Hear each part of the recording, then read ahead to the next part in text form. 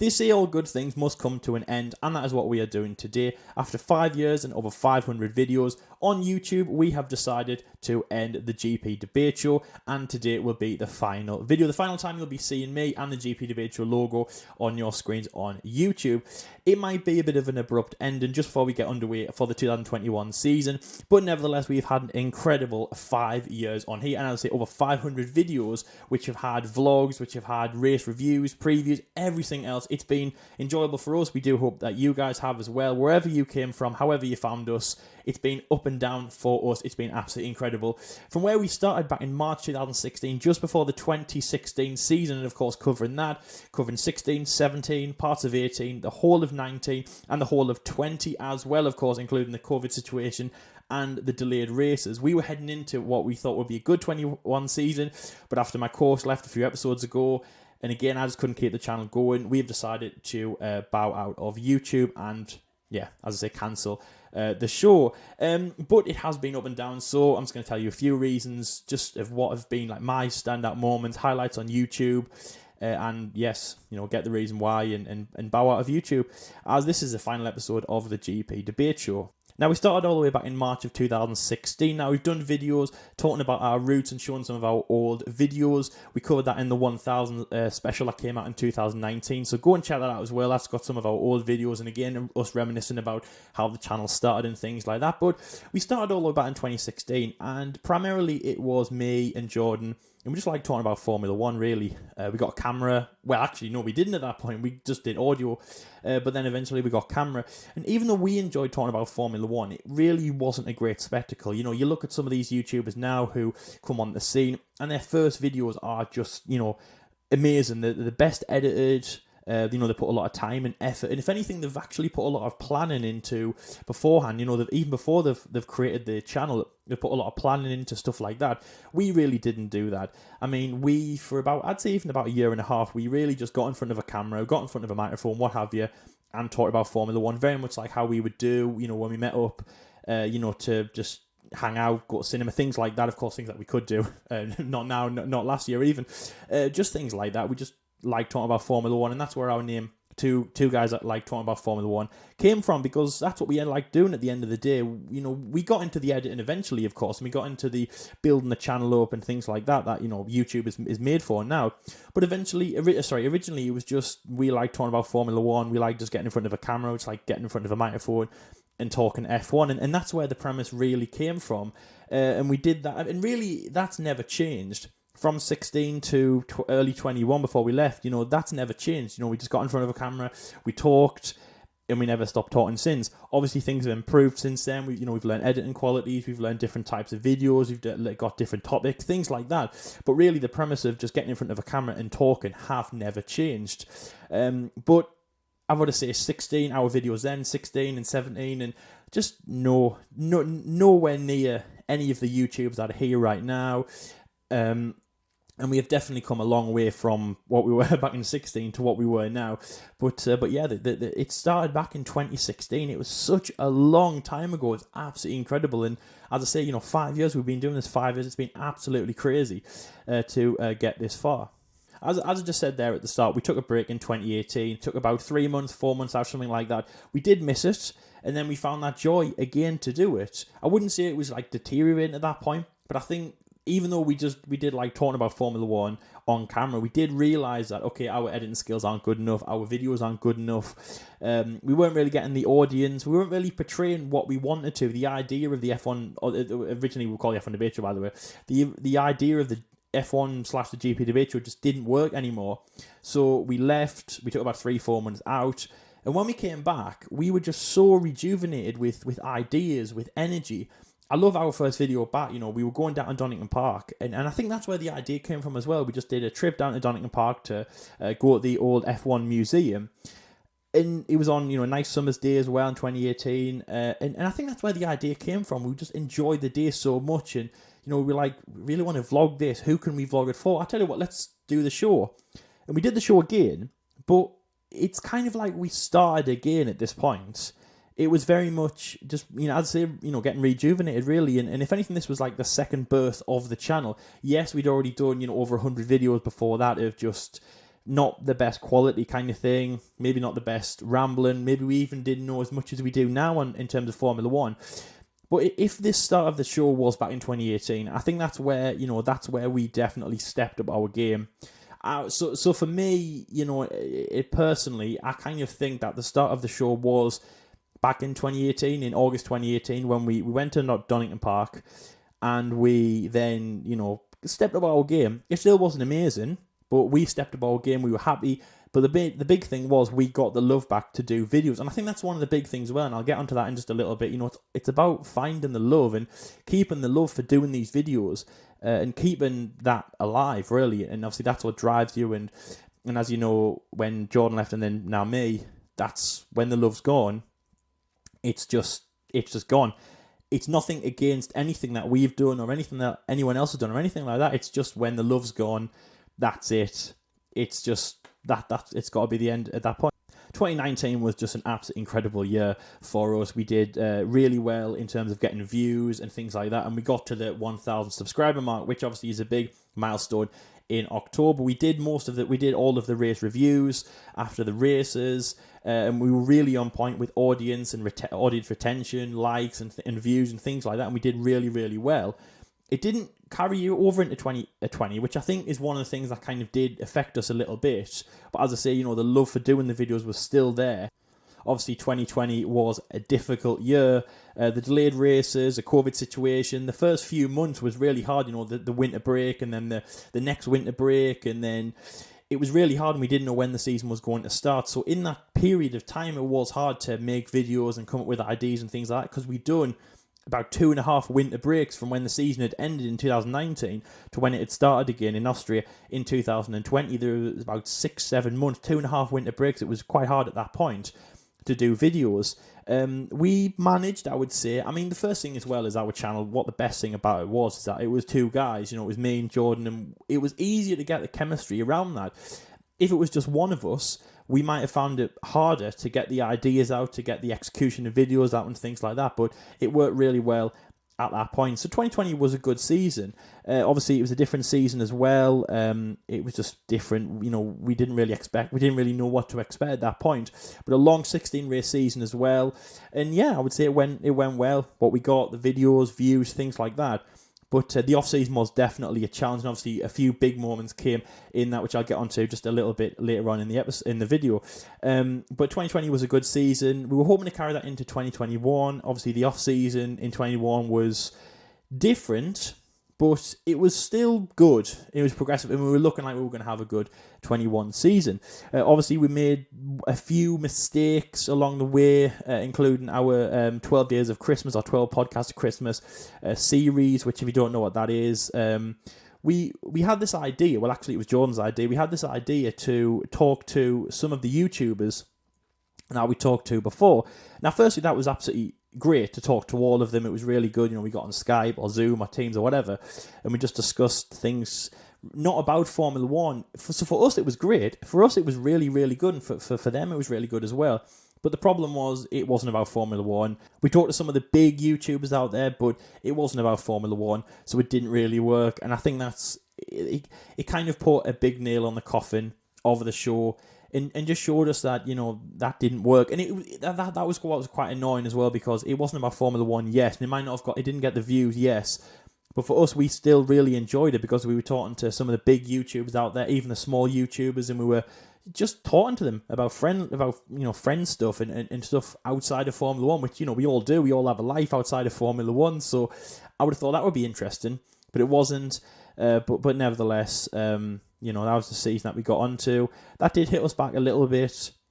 And, we started 2021 differently. Obviously, we hit it off with a big episode, which was about the Lewis Hamilton contract situation. Got loads of views. It's now the most viewed video on our channel, over 30,000 views. But it was just a personal thing, really, at the end of the day. As I say at the start, it really wasn't like one major thing that kind of pushed us to leave. It was just personal things, really. Your personal life, your well-being, your mental health is so important now. And, if you're just not happy with the show, then there's no real point in staying, in a way. Jordan obviously told me that, and after about a day of discussing it, he obviously left, and he just said to us, I'm not enjoying it anymore. Perfectly understandable. I said I wanted to keep doing the videos, But now I'm not enjoying it anymore. Obviously, in my actual life as well, I've got uni exams, which are, I'm in final year, so they're definitely getting harder. We're coming out of lockdown, so again, I'm going to be leaving my room, which I feel like I've been stuck in for a very long time. So things are hyping up now, and obviously with the season as well, we want to enjoy the season more. So I think this is definitely a time when, we're just going to bow out and leave the channel. We're not 100% leaving forever. We might come back, but I think for now, I think that is definitely the door's closed. It's locked. We're still keeping the key, but it's going to be locked at this moment for the future. So our best moments on the channel, in my personal opinion, the biggest one, I think, had to come in 2017 when we decided to go to Monza. We went to Silverstone in 2016 as well. That was absolutely incredible, but I think Monza definitely stands out as a channel. And my personal, it's definitely a highlight in my life, of course. First foreign Grand Prix that we'd gone to as friends, with our parents or school or anything like that. It was absolutely incredible. There's not much to say about that. It was a really, really great holiday. Everything worked really well. The flights that we did, the hotel, the experience at the track was absolutely incredible. The seats were amazing. I booked most of it as well, so I was very, very proud of myself because I led the charge on this. So that was incredible. So firstly, from a lad's perspective, that was incredible. One of the best experiences we've ever done. I think Jordan will definitely agree. As a channel as well, we vlogged every day. I remember the Friday vlog we did on the Friday night to come out on the Saturday, which I think in terms of like our, editing genius or like, channel, how much effort we put into the channel, I think that was definitely there at this point. We came in from it was on my laptop as well. We came in from just a very long day at Monza. We got into the hotel. Obviously, Jordan had his camera. I had my iPhone that took photos on and stuff. So we sent over. Basically, we did all this. It was obviously hard work, but we did this all in a few hours, and the video was ready on the Saturday morning. And I think that was when I turned to Jordan and I was like, we turned to each other and we just said, we're going places now, because the effort that we'd put in. And it didn't really even matter how well the video did. I think it's on about 1,000 views, which is good for us, maybe not for other people out there. But it didn't matter how good the video did.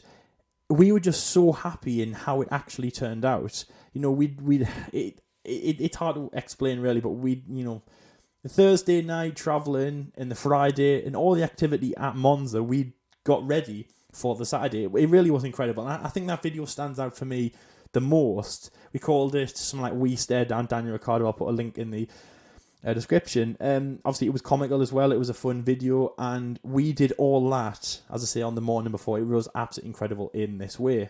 Again, I think another favourite for me was, obviously, as I just mentioned there, the first episode back in 2018 at Donington Park. It was episode 84, obviously, when we counted them up as chronological, which was hard because, eventually we got like episode 250 and we're like, oh God, we don't want to know what we've been on here for 250 episodes. It was episode 84, again, I'll link it down. We went to Donington Park.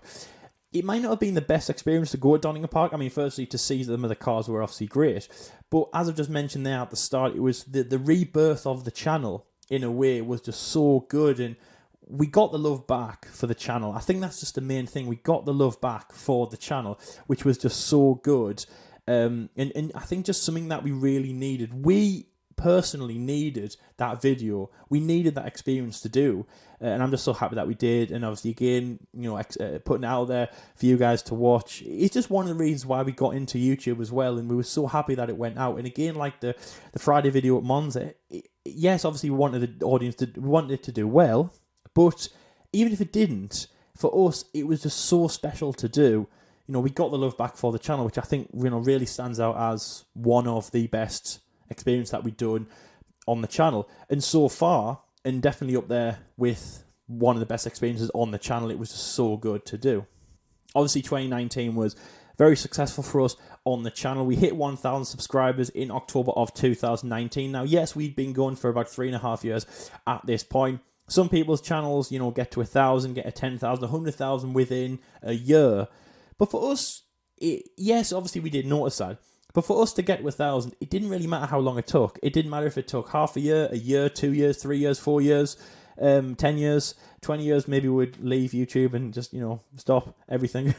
It didn't really matter. We'd hit 1,000.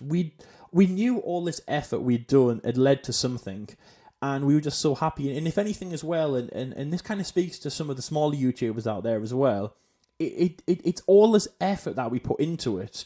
Because again, I've just mentioned there, you know, some YouTubers, yes, they do very well. Yes, of course, they do deserve it. Some of them hit 1,000 and all that within weeks, within one video. I mean, I've seen some YouTubers hit 1,000 within 1 5-minute video. And you think, it's not really fair, is it? You know, YouTube is very much about luck and things like that. But we hit it in 3.5 years after 400 videos. We knew all this effort had paid off. We were so ecstatic, and if anything, we could be more ecstatic than some YouTubers out there right now who have done it kind of in the easier way. We'd put in so much effort to get to 1,000, you know, sweat, tears, money, fights, and we'd done it. And it really was absolutely incredible to do that, to see 1,000, even after 3.5 years. It didn't matter. We'd done 1,000.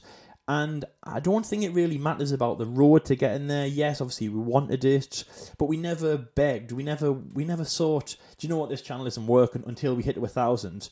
We absolutely loved some of the moments when we had 100, 200, 300 subscribers. It still meant, you know, firstly, we still got some big views. You know, we did some videos in 2016 even, you know, when we were on double digits in terms of subscribers, and we still got, I mean, the Verstappen video, we did this video on Max Verstappen when he was at Toro Rosso, that got 1,000 likes, that got 1,000 views before even reaching 2017, and we were still on double-digit subscribers at that point. And 2017 as well, which I have mentioned before, that was my favourite year, not because of the fame, we didn't have any fame, we had 150 subscribers, something like that. But we did a video every single week. We then went to Monza. We did series and we did videos that got terrible views. I mean, we did one video which got 30 views. The record lowest we've ever had. That video was deleted by me because that is embarrassing to have 30 views after like 4 years. But it still counts, and I still remember it as something that, you know, yes, we got 30 views, but that's 30 views more than, you know, like your friend at school or at work or anything like that would have got. I mean, you know, maybe, probably not. They probably got more. But still, it was still good for us, and I really enjoyed 2017. And of course, it had Monza as well, which I've just mentioned there. One of, if not the best experiences we've had on the channel, and one of the best Grand Prix, and one of the best holidays I've ever had. It was really incredible. Of course, 2020 saw a big milestone for us, a big video, which it really affected us positively and negatively, and it still is, and we're still knowing about it. But if anything now, we're more proud of it when we look back and think about what actually happened in that moment, the 6th of June, although that's when the video came out. I don't know when it was watched, but it was special nonetheless, and our phones were just going absolutely crazy when this happened. And that, of course, is when McLaren driver Lando Norris watches us on Twitch. Lando does Twitches, of course, which you probably already know. He was looking through some of the videos, you know, Lando the God, Lando is incredible, I love Lando for president. He found a video where, you know, these two guys we weren't slating him, but we could be challenging him in a little bit. It was called, is Lando Norris the world champion, or can Lando Norris be world champion? He went, oh, let's click that. I think firstly as well, when this happened, that's what I love about it, because all these other videos are just mediocre. Like, we love Lando so much. We were the only video out of about 30 that he scored through which said, Lando Norris, can he be world champion, and questioning that. So I think in that sense, even before he watched us, was still a win for us. Clicks on us, watches us, and then just, it just was painful to watch. I remember my first words on the video, is Lando Norris a world champion, or is he just a meme? Likes went up, dislikes went through the roof, comments went crazy. Lando commented saying, yes, underrated, and, Lando commented and went, yes, overrated. And that was the actual Lando Norris. That got loads of comments as well. We got loads of comments. It was just an absolutely incredible night. It was just an absolutely incredible thing to do. But, you know, through all of the bad comments that we got, through all the dislikes, by the way, we're on about 1,000 dislikes. People will still be disliking it to this day. I think I've disliked it on my personal account just for some fun. You know, because, yeah, okay, we can dig into him a little bit. We did do that. You know, yes, we did obviously say that he was a good driver at the end. But we did dig into him. We did, talk about him. Lando fans didn't like that. But through all of that, through all of the smoke, for all of the dislikes and stuff like that, and obviously for all the views as well, for us, positivity, getting some decent views on it. Obviously, we gained some subscribers and things like that. For all of that stuff, which was basically just, nothing really to us, the main thing was, and for us personally, that a Formula One driver, a current Formula One driver, a current young British Formula One driver driving for a British team, watch our video. I mean, this is absolutely huge. It really is, I don't feel like we can underplay this or overplay this. It really is incredible to see that Lando Norris watched us on Twitch. It really was great. I mean, of course, an even better thing would be if Lando actually spoke to us. But just the fact that he was watching our video as well. We then got parodied. We then got put on another YouTube video by like a Team Lando kind of thing, like a parody account. That brought even more dislikes. But again, we're getting watched. I mean, this was definitely the biggest thing to happen to us on the channel. I'm not saying it was the best. It was definitely a memorable moment. But this was definitely the biggest moment. And I feel like we are known for that. If you speak to anyone, in 10 years' time after the GP debate show is gone, or, you meet even more adult versions of us, and you say, what is the biggest moment of the GP debate show? We will say the biggest moment was the Lando Norris Twitch thing. And it was. And I really, now that I'm sitting here talking about it, and now that I've, thought about it and things like that, I really have no problem saying Lando Norris, he watched us. Yes, we got loads of dislikes for it. Yes, that's 1,000 likes to about 500 it's 1,000 dislikes to 500 likes, something like that. But it doesn't matter though. Lando Norris watched us. It's on our bios as well, and we live by it as well. Might even go and put it on our resumes because it's just that important. Lando Norris watched us, and yeah, it was absolutely incredible. And obviously, Jordan is a McLaren fan as well, and obviously I like McLaren. And it was a big move for me, but for him being a McLaren fan, it must have been so good. And every time I see Lando, I just, he watched our videos. I mean, I know that I'm overplaying this. It might be a bit ridiculous. But nevertheless, I think just for us, obviously being Formula 1 fans, it's massive. It really is huge. And Lando watched our video. It was great. So obviously thank you so much, Lando, for watching that as well. And even thank you to all the Lando fans who disliked the video. At least you watched it. So I'm happy about that. And as I say, one of the most memorable moments on our channel. So yes, anyways, to obviously bring it back, we are leaving. Jordan left a few episodes ago. Now I'm leaving as of now. The last video, obviously 2nd of April, as this is our last time on camera. We've had a great run, but it just ran its course at the moment. And as I said at the start there, we've just lost the love for it, I think. The love and the spark and the drive to make videos, which we've had for 5 years. I mean, that's as long as secondary school. That's so long. That's a long time. And to do these videos for that long, I think is a really big thing. And to keep that love going was so good. Obviously, one of the big things that definitely helped us was just the two of us. We were very good friends. We've been friends for over a decade. Last year actually marked a decade since we went to our first Grand Prix, and obviously when we met each other, which was at the 2010 British Grand Prix, so over a decade. We've done this show for 5 years as friends as well. It's been great to do it with him and vice versa and things like that. It is harder doing it as one person as well, but if you're on YouTube as well and you're finding it too hard, you're finding it hard to juggle your personal life or anything like that, just stop. Just stop and take a break. You are the most important thing. Your health and your well-being is very much more important than YouTube. If you need a break, if you need a timeout, just take a break. Take a timeout. Walk away. There's nothing stopping you. There's no person on the other side of that camera going, if he doesn't upload today, I'm going to hate him. I'm going to not subscribe. Or even if they do, it's their loss. You are the most important person. And if YouTube gets too much for you, just walk away. Very much like we are doing as well. After 5 years, we just can't hack it anymore. But you've got to think about your well-being, especially after this hard year, one of the worst years in human history, obviously with the COVID situation. If YouTube is getting too hard and it's affecting you even more so in lockdown, just walk away. I can't stress that enough, that there's really no point in doing YouTube if you don't have the love for it. If you feel like this is a thing I have to do and you're not loving it, just stop. Just stop and walk away. You don't have to do YouTube. This thing as well before I go is just to mention some of the people that have helped us out in our journey through YouTube. Now, 5 years, we've had obviously a lot of help. We've had a lot of people. We've had a lot of YouTubers and things like that helping us out along the way. Now, it's way too many to mention, but I've just got a few that I do believe need a massive shout out. And obviously, you won't be subscribing to this because this is our final episode.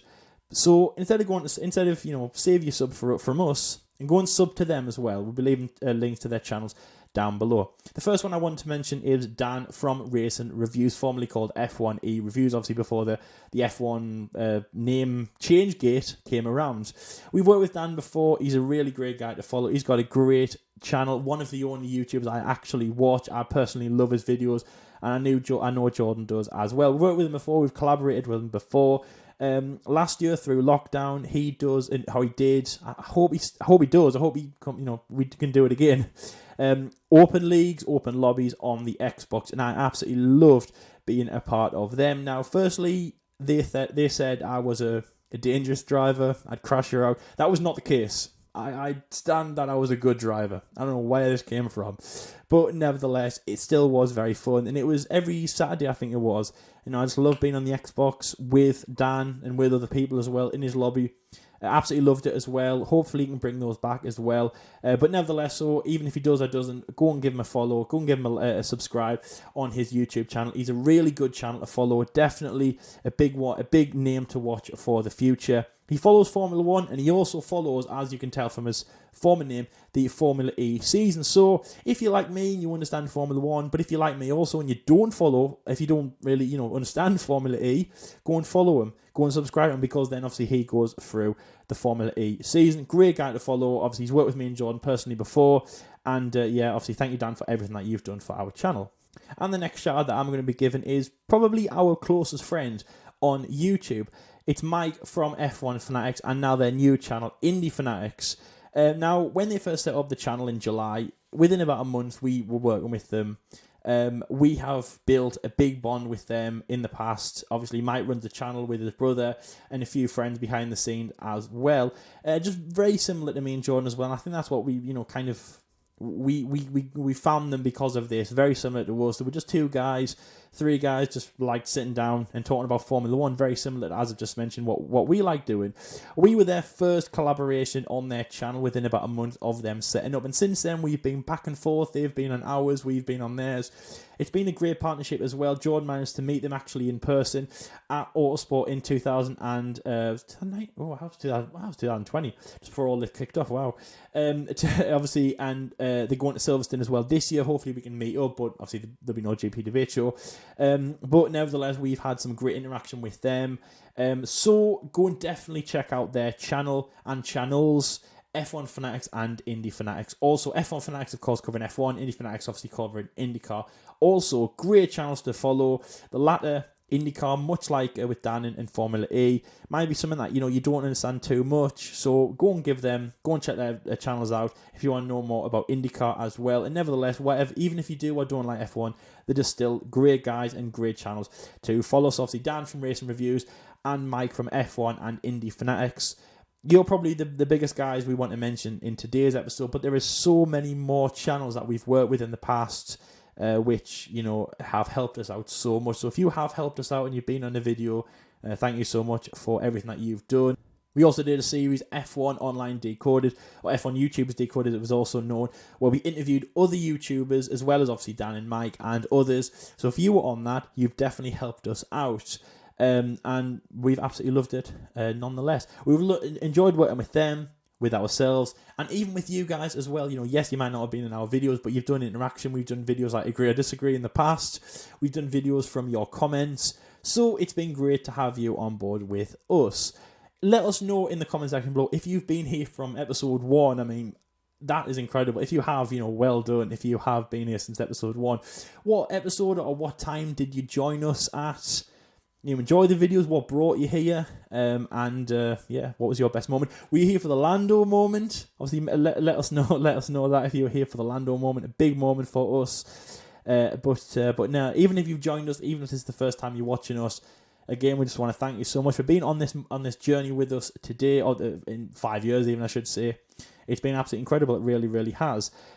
So thank you for watching today's video. We hope that you're enjoying the Formula 1 season of 2021. Unfortunately, we will not be here to cover it with you guys, but we'll still be here. And obviously, you still know how to connect as well on Twitter and things like that if you do. Yeah, and for the very last time on YouTube, thank you for watching. And until next time, which is not next time, that's forever, we'll see you later.